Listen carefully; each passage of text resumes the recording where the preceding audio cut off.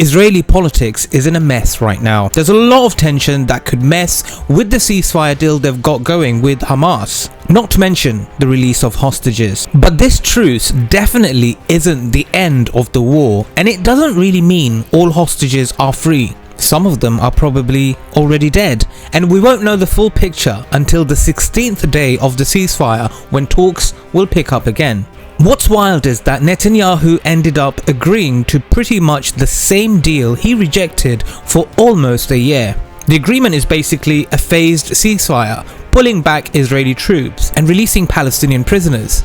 Everything he was against. My dear friends, there's no doubt, while Hamas has been weakened, Israel hasn't reached the total victory Netanyahu promised. And now there's drama within his own government, threatening his rule.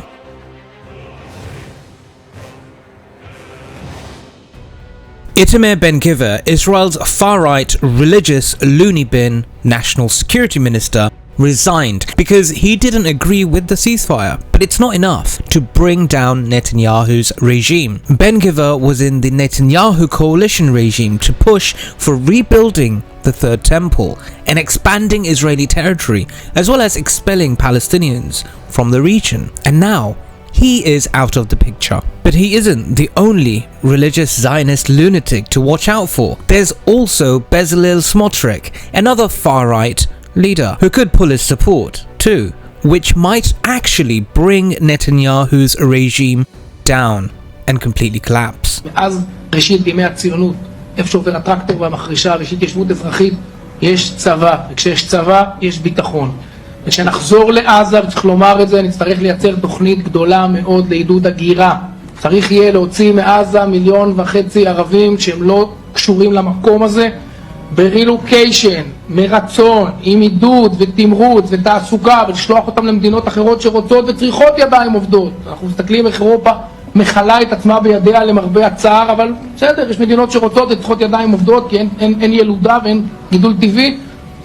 אי אפשר כל עוד בעזה יישארו 2 מיליון איש בתא שטח קטן שלא יודע לשאת אותם, לא תברואתית ולא כלכלית, אי אפשר, פשוט לא עובד. אין סיכוי בעולם שבעיית עזה תתרפא. Bezalel Smotrich isn't going away anytime soon though, because he said he wants to continue the fight after all hostages have been released in this temporary ceasefire. The entire situation is an absolute mess for Netanyahu, and there's also Yair Lapid, the opposition leader, who's giving Netanyahu a bit of a lifeline by supporting him in the Israeli parliament for now.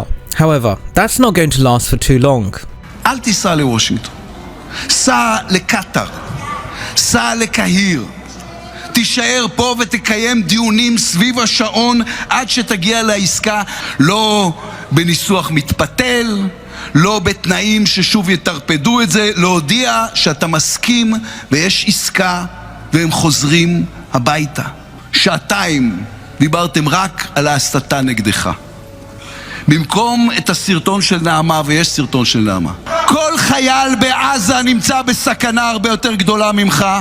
כל לוחם מג"ב או ימ"מ מבין בכלל, בתוך כל השר קרעי, אנחנו לא נוהגים לקרוא לשר. הניתוק שאתה חי בו, אתה מבין בכלל מה חושבים אזרחי ישראל כשהם רואים שכל מה שמעסיק אותך. So why is Netanyahu doing all this? Well, he has no say. It all has to do with Donald Trump, and he's been pushing to be seen as the great guy, as the good guy ending foreign wars, which actually might put some pressure on Netanyahu to stick with the ceasefire, since Trump's already taking credit for the ceasefire. No matter what Netanyahu says, this is all about Donald Trump, and Netanyahu didn't listen to Biden, but Trump's a whole different story. Netanyahu's time is almost over.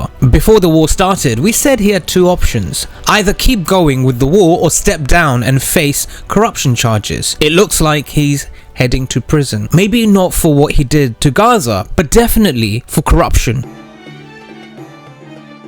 With the ceasefire in place, it's interesting to see what will happen now that Trump's coming back. Donald Trump is to be inaugurated tomorrow, and Saudi Arabia will definitely be watching very closely, especially with their position on a Palestinian state. The Saudis say they want a full Israeli withdrawal from Gaza, and that's going to be tough for Netanyahu to ignore. As mentioned earlier, it's important to look out for Smotrich to leave Netanyahu's coalition. When that happens, then the regime in Israel collapses, and there's a change in structure out there in Israel.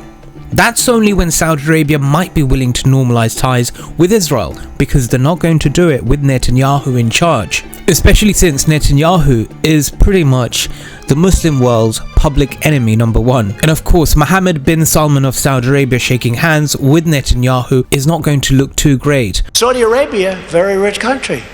We defend them. We subsidize Saudi Arabia. They have nothing but cash. Right? We subsidize. And they buy a lot from us. $450 billion they bought. You know, you had people wanting to cut off Saudi Arabia. They bought $450 billion. I don't want to lose them. Donald Trump wants to make a deal. And Donald Trump wants to make a big deal between Israel and Saudi Arabia, and that is to normalize ties. So he can say he ended the war, he got rid of Netanyahu, and now everybody's friends in the Middle East. And all these friends in the Middle East can now unite, celebrate Zionism, and go after Iran. Things are definitely going to heat up once Trump is sworn in. Netanyahu is likely to be in prison by the end of this year. But him going to prison won't bring peace. Israel is driven by dark forces. They may withdraw from Gaza, but then they'll annex the West Bank, divide Syria, and establish bases out there. You see, my dear friends, Israel was created for a purpose, to ensure the West has control of the resources in the Middle East, and that purpose isn't going away anytime soon. Thanks for listening to the Independent Islamic Republic. Assalamu alaikum. Have a wonderful afternoon.